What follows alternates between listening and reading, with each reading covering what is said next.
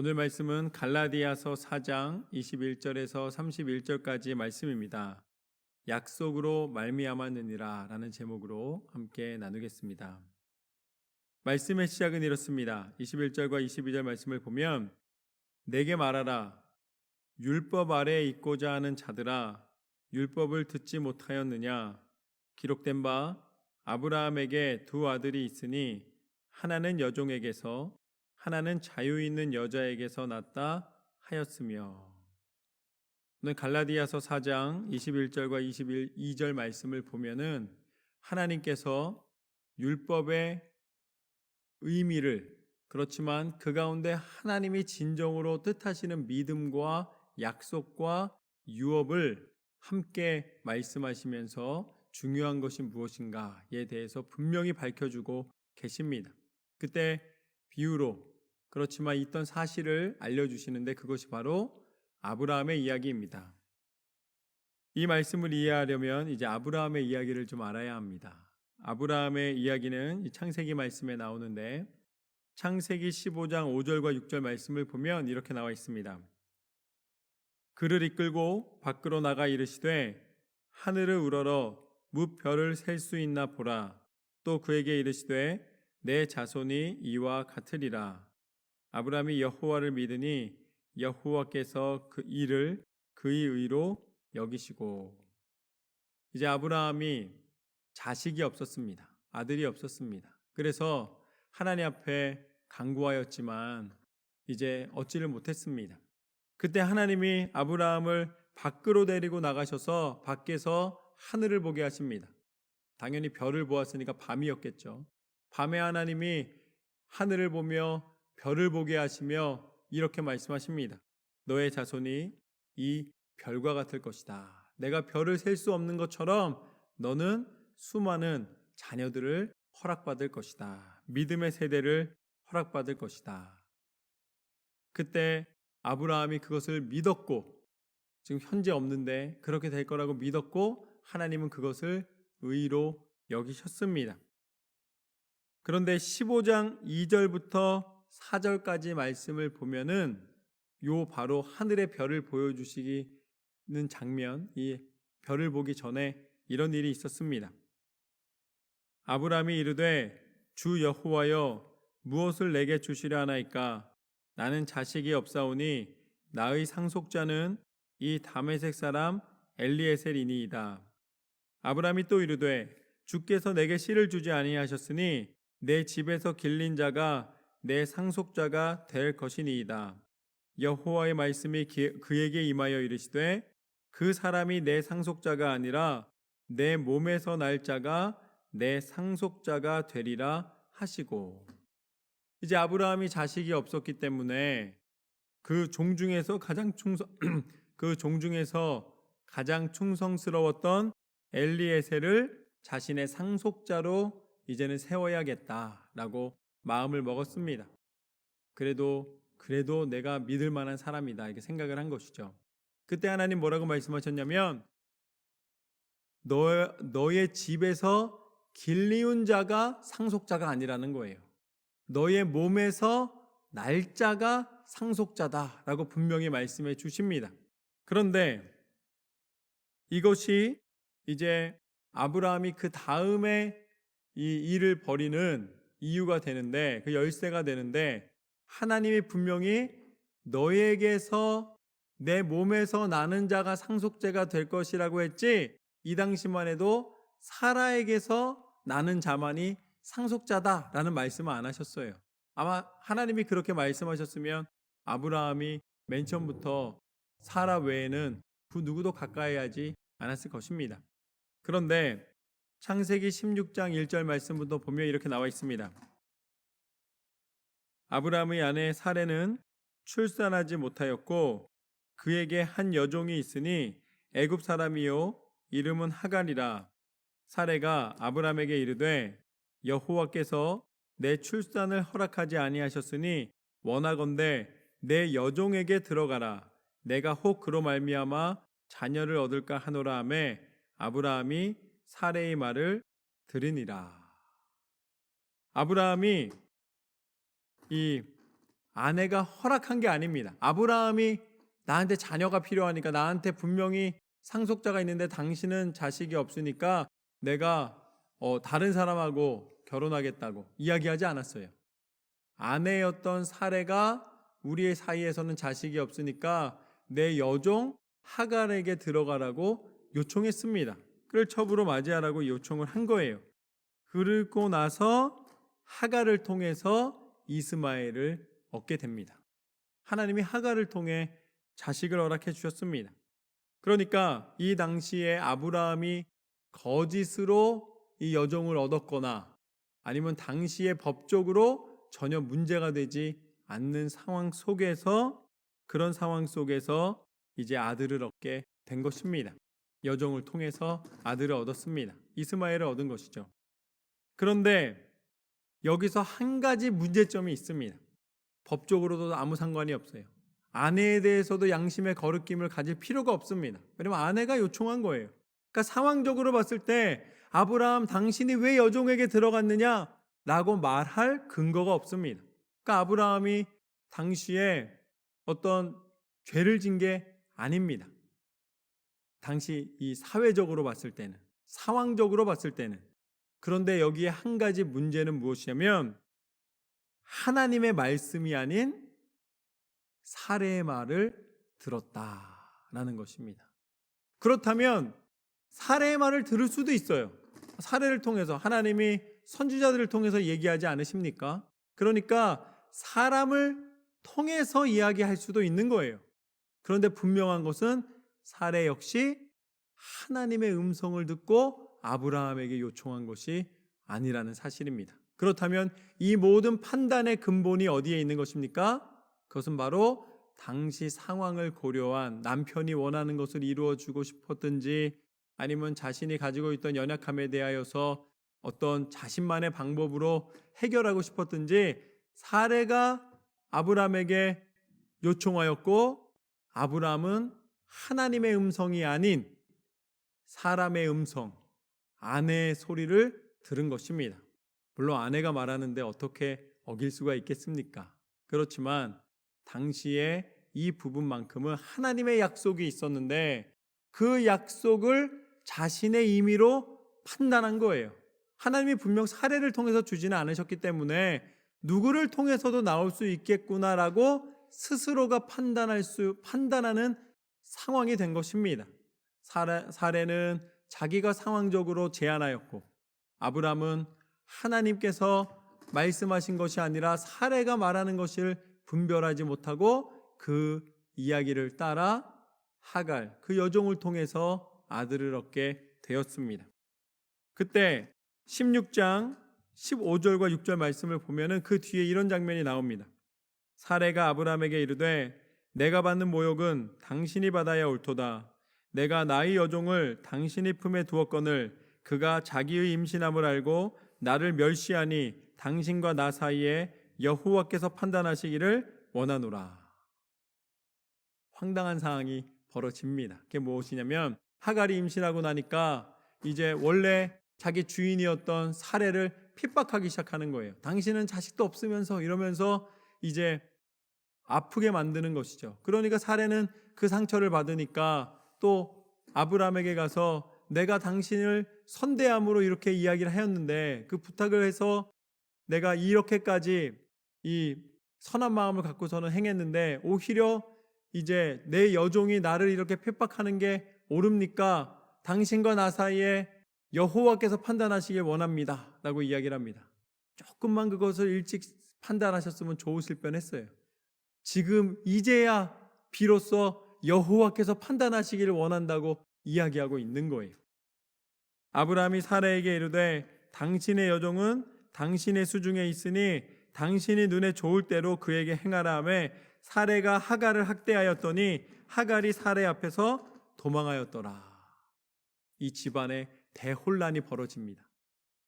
여종이었던 하갈이 임신하지 못한 이 여주인을 막 핍박하다가 또 아브라함이 이 슬퍼하지 말라고, 이 사람은 임신했더라도 내 아이를 가졌더라도 여전히 당신의 여종이니까 당신이 다스리라 그러니까 또 사례가 핍박해서 결국은 이 하갈이 임신한 상태로 도망가는 일이 벌어지게 됩니다. 또 돌아옵니다. 그러니까 이 안에 집안이 너무 힘들어진 거예요. 혼란 그 자체가 되어 버렸습니다. 여러분, 사람의 음성을 듣고 사람의 뜻을 쫓아 사람의 계획 속에 들어가면 처음에는 잘 되는 것처럼 보여요. 뭔가 하나님이 축복해 주셨다고 판단을 할 수가 있습니다. 그러나 결국 하나님이 뜻이 아닌 곳에 서 있을 때에 이루어지는 결과는 모든 것의 혼란이에요. 그래서 창세기 16장 15절 말씀을 보면은 하갈이 아브라함의 아들을 낳음에 아브라함이 하갈이 낳은 그 아들을 이름하여 이스마엘이라 하였더라. 이제 이스마엘이 탄생했습니다. 그 다음에 오랜 시간 동안 사레는 여전히 아들을 얻지 못했습니다. 그런데 하나님께서는 다시 임하셔서 창세기 21장에 이르러서 16장에서 이스마엘이 태어났어요. 그리고 이제 소돔과 고모라 사건부터 시작해서 여러 사건이 있은 다음에 그 다음에 21장에 이르러서 여호와께서 말씀하신 대로 사라를 돌보셨고 여호와께서 말씀하신 대로 사라에게 행하셨으므로 사라가 임신하고 하나님이 말씀하신 시기가 되어 노년의 아브라함에게 아들을 낳으니 아브라함이 그에게 태어난 아들 곧 사라가 자기에게 낳은 아들을 이름하여 이삭이라 하였고, 하나님은 사례를 통해서 약속하신 대로, 오늘 말씀하신 대로라고 계속 나옵니다. 말씀하신 대로 이삭을 허락하여 주셨노라. 하나님의 약속이 성취되는 것을 보게 됩니다. 더 더디 왔습니다. 그러나 그 약속은 분명히 이루어졌습니다. 그리고 나서 21장 9절부터 11절 말씀을 보면은 사라가 본즉 아브라함의 아들 애굽 여인 하갈의 아들이 이삭을 놀리는지라 그가 아브라함에게 이르되 이 여종과 그 아들을 내쫓으라. 이 종의 아들은 내 아들 이삭과 함께 기업을 얻지 못하리라 하므로 아브라함이 그의 아들로 말미암아 그 일이 매우 근심이 되었더니, 결국 사레와 하갈이 싸운 거랑 똑같이 이스마엘과 이삭이 싸우기 시작합니다. 이스마엘이 놀리기 시작하는 거예요. 그래서 이삭이 괴로워지는 것입니다. 그래서 결국은 어떻게 되는가? 아브라함이 이스마엘을 내보냅니다. 어머니와 아들이 이제 멀리 떠나가게 됩니다. 이것이 바로 아브라함과 이삭의 사건입니다. 하나님의 약속이 이루어지는 그곳에서 사람의 방법이 개입되었을 때에 나타나는 것을 보여주시는 장면입니다. 그런데 이 창세기의 말씀이 바로 오늘 신약의 복음서를 지나서 바울의 서신서에 연결되는 것이 이 갈라디아서 말씀이 바로 이 창세기 말씀과 연결되는 장면입니다. 갈라디아서 말씀에서 하나님이 창세기에서 이미 허락해 주신 그 영적인 원리와 믿음의 삶에 대하여서 바울이 다시 말씀해 주시는 거예요. 22절과 23절 말씀을 보면은 이렇게 나와 있습니다. 좀 아까 읽었던 거죠. 기록된 바 아브라함에게 두 아들이 있으니 하나는 여종에게서 하나는 자유 있는 여자에게서 났다 하였으며 여종에게서는 육체를 따라 났고 자유 있는 여자에게서는 약속으로 말미암았느니라. 이제 사레의 요청으로 하갈을 통해서 이스마엘을 낳았을 때에 오늘 갈라디아서에서는 이 창세기의 말씀을 뭐라고 해석합니까? 이 이스마엘은 바로 육체를 따라 태어난 아들이다. 아들은 아들이에요. 근데 육체를 따라 태어났다라고 이야기를 하고 있습니다. 다른 말로 하면 사라의 말을 들었다. 사람의 말을 들었다. 이게 육체를 따라 났다는 거의 의미입니다. 그런데 자유 있는 여자에게서 약속으로 말미암았다. 그는 바로 이삭을 가리키는 것인데 이것은 바로 무엇입니까? 하나님이 허락하셨다라는 것입니다. 하나님의 음성대로 하나님의 말씀대로 이루어졌다라는 것입니다. 그러니까 육체와 자유는 바로 이렇게 구별이 되는 것이죠. 그래서 24절부터 보면은 이렇게 나와 있습니다. 이것은 비유니 이 여자들은 두 언약이라. 하나는 신의 산으로부터 종을 낳은 자니 곧 하갈이라. 이 하갈은 아라비아에 있는 신의 산으로서 지금 있는 예루살렘과 같은 곳이니 그가 그 자녀들과 더불어 종노릇하고 오직 위에 있는 예루살렘은 자유자니 곧 우리 어머니라. 기록된 바 잉태하지 못한 자여 즐거워하라. 산고를 모르는 자여 소리질러 외치라. 이는 홀로 사는 자의 자녀가 남편 있는 자의 자녀보다 많음이라 하였으니 형제들아 너희는 이삭과 같이 약속의 자녀라. 이게 무슨 소리입니까? 하갈은 신의 산으로서 지금 있는 예루살렘과 같은 곳이니 당시에 이 서기관들과 또 제사장들과 바리새인들이 붙잡고 있었던 것이 무엇입니까? 그것이 바로 율법이에요. 그런데 그 율법이 잘못된 것은 아닙니다. 분명히 태어난 자식은 자식이에요. 그렇지만 그것은 우리가 육체로 말미암아 범죄하는 것에 대하여서 하나님이 우리의 죄를 깨닫게 해주시기 위해서 주신 것이다. 하갈을 통해 이스마엘을 내셨습니다. 그도 아브라함의 자식입니다. 그렇지만 이스마엘을 통하여서 하나님이 알려주시는 것은 아브라함이 실수했다, 아브라함이 단순히 문제가 있다 이것이 아니라 아브라함이 사람의 말을 따름으로 말미암아 자식을 얻기는 얻었는데 결국은 하나님의 뜻이 아닌 것을 깨닫게 하시는, 그래서 결국 이스마엘 때문에 계속해서 태어나서 같이 지낼 때도 이삭이 아픔을 당했지만 이 모든 역사에 이스마엘과 이삭의 갈등이 결국은 이스라엘의 갈등의 역사가 된 것입니다. 그렇다면 하나님이 육체를 쫓아 나는 모든 육체의 죄와 연약함을 깨닫게 해주시는 것이 신의 산과 지금의 예루살렘, 제사장들을 통해서 형식으로서 사람들에게 죄를 깨닫게 해주는 것이지만 사람의 죄성이 어떻게 만듭니까? 하나님이 율법을 주셨을 때에는 그래도 그 율법을 통해서 죄를 깨닫는 것으로 주셨는데 오히려 그 율법을 자신의 명예와 자신의 방법으로 사용하는, 육체의 법을 따라 자신의 의견을 나타내는 것으로 쓰는 것을 보게 되는 것입니다. 그러니까 말하자면 하나님의 말씀이에요. 하나님의 말씀인데 이 말씀을 어떻게 쓰는 거예요? 이 말씀을 내 편한 대로 쓰는 거예요. 말하자면 내가 유리할 때에는 심판의 메시지를 합니다. 너 그렇게 살면 안 된다. 하나님 말씀을 가지고서는 누군가를 비난하고 싶을 때 심판의 메시지를 가지고 와서 비난하는 거예요. 그럼 여러분 그것이 하나님의 뜻에 하나님이 그 영혼을 사랑함으로 주는 겉면이 아니라 내 분풀이를 하기 위한 도구로 사용해서는 안 되는 거예요. 거꾸로 내가 사랑하는 사람이나 내가 원하는 사람이 있을 때에 그 사람을 얻기 위해서 말씀을 가지고 사용하는 것, 그건 역시 아닌 것입니다. 우리는 하나님의 말씀을 읽고 우리가 하나님의 말씀에 순종하며 나아가는 것이지 우리의 목적을 위해 우리의 어떤 관점을 관철시키기 위해서 하나님의 말씀을 대는 것이 아니라는 것입니다.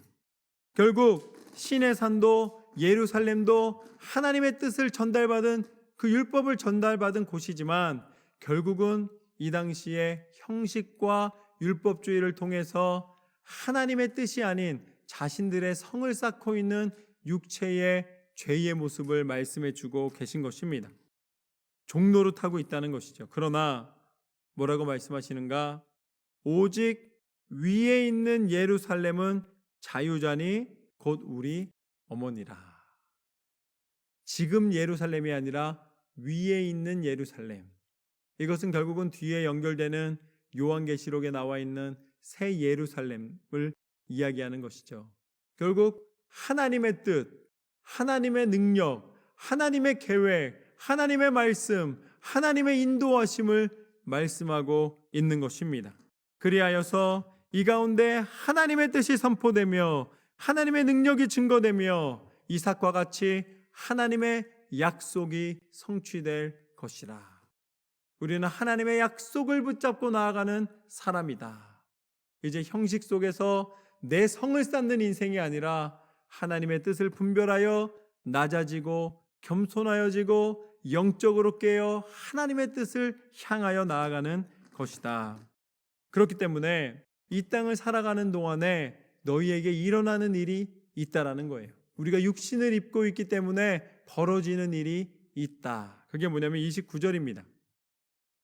그러나 그때에 육체를 따라 난 자가 성령을 따라 난 자를 박해한 것 같이 이제도 그러하도다. 여러분, 이스마엘이 이삭을 박해했습니다. 하갈이 사례를 박해했어요. 물론 그 이후에는 그 하나님이 그걸 모든 것을 회복하시고 역전시키셨지만, 그러나 분명한 것은 육체를 따라 난 것이 영을 따라 하나님의 말씀을 따라 난 것을 박해하였다. 결국 우리가 성령 하나님의 능력을 쫓아 성령 하나님께서 우리로 구별하게 하신 믿음의 삶을 살고 성결한 삶을 살고 예배자의 삶을 살아가게 되면은 그곳에 무엇이 따른다는 것입니까?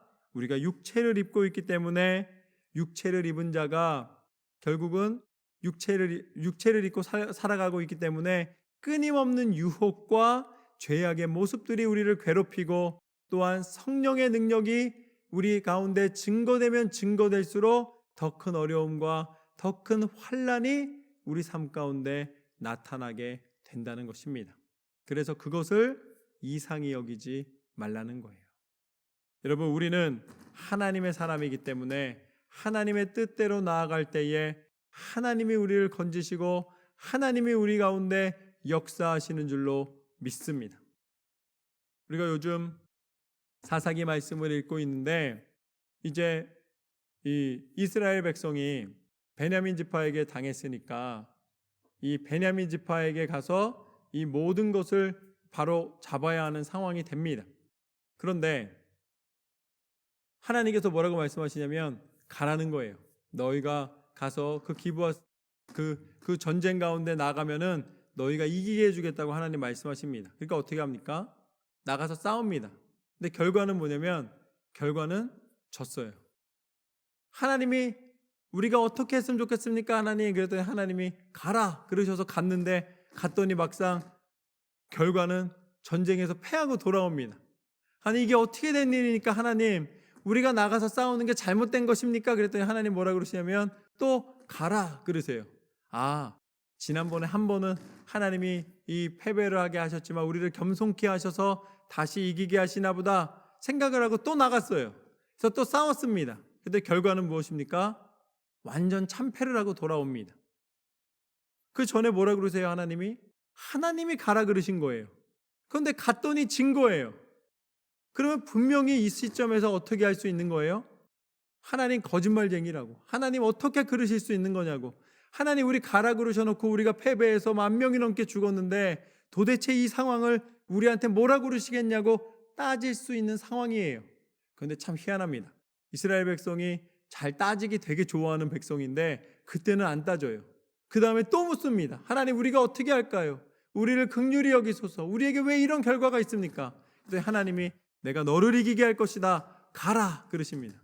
그럼 이때쯤 되면 어떻게 됩니까? 에이, 하나님 또 가면 우리 또 참패하고 어렵게 하시려고 그러시죠. 이렇게 말해도 이해가 되는 상황이에요. 그런데 또 갑니다. 또 믿음으로 가요. 그랬더니 어떻게 됩니까? 그때는 크게 하나님이 승리하게 하시는 것을 보게 됩니다. 그 장면을 보면서 우리가 알 수 있는 것은 무엇인가? 성령의 사람은, 믿음의 사람은 포기하지 않고 하나님 앞에 하나님의 음성을 쫓아 기도하며 나아가는 것입니다. 하나님이 가라고 해서 왔는데 때로는 그 결과가 내 기대와 다를 때가 있어요. 여러분, 그곳에서 실망하고 하나님을 원망하거나 하나님을 오해하지 마십시오. 궁극적인 승리는 하나님이 이미 예비하고 계신 줄로 믿습니다. 한 번의 실패로 넘어지거나 두 번의 실패로 낙심하지 마십시오. 하나님은 결국 그 땅을 정복하게 하시는 하나님이시고 그 땅 가운데 하나님의 일을 이루시는 줄로 믿습니다. 오늘 말씀 가운데 보는 것처럼 육체를 따라 난 자가 성령을 따라 난 자를 박해한 것 같이 지금도 그 일이 일어난다. 그런데 이것은 초대교회에만 일어나는 일이 아니라 지금도 동일합니다. 여러분이 박해받거나 여러분이 어려운 가운데 있을 때에 하나님이 여러분을 도와주시고 여러분 가운데 공급하시고 여러분을 단련시키셔서 하나님의 사람임을 나타내신다는 사실을 반드시 기억하시기를 주님의 이름으로 축원합니다. 그리고 마지막으로 30절과 31절 말씀을 보면 그러나 성경이 무엇을 말하였느냐? 여종과 그 아들을 내쫓으라. 여종의 아들이 자유 있는 여자의 아들과 더불어 유업을 얻지 못하리라 하였느니라. 그런즉 형제들아 우리는 여종의 자녀가 아니요 자유 있는 여자의 자녀니라. 여러분 이곳에 분명히 나와 있습니다. 성경이 무엇을 말하느냐? 여종과 그 아들을 내쫓으라. 여러분 이스마엘도 아브라함 자식이에요. 그를 내보내는 마음이 그렇게 편하지 않았을 것입니다. 그러나 약속, 하나님의 약속 외에 그 약속에 해를 입히거나 그 약속을 잊게 만들거나 넘어지게 만드는 그 어떤 요소도 여러분의 마음에 허락하지 말라고 하나님은 분명히 말씀하십니다. 여러분 지금으로 따지면은 이거 갖고 분명히 문제 삼을 일이에요. 한번 생각을 해보십시오. 이 사람을 내쫓았습니다. 그러면 이제 당장 무슨 문제가 들어와요? 인권 문제, 윤리 문제, 여러 가지 문제들이 계속 거론되고 결국은 이 문제로 말미암아 또 다른 문제가 야기될 수밖에 없을 거예요. 그러나 그럼에도 불구하고 하나님 뭐라고 말씀하시는가? 그 아픔과 슬픔이 있지만 아닌 것은 아니라는 거예요. 여러분 죄를 조금만 져도 됩니까? 라고 물으신다면 제가 분명히 말씀드리지만 하나님 오늘 말씀하십니다. 내어 쫓으라고 말씀하셨어요.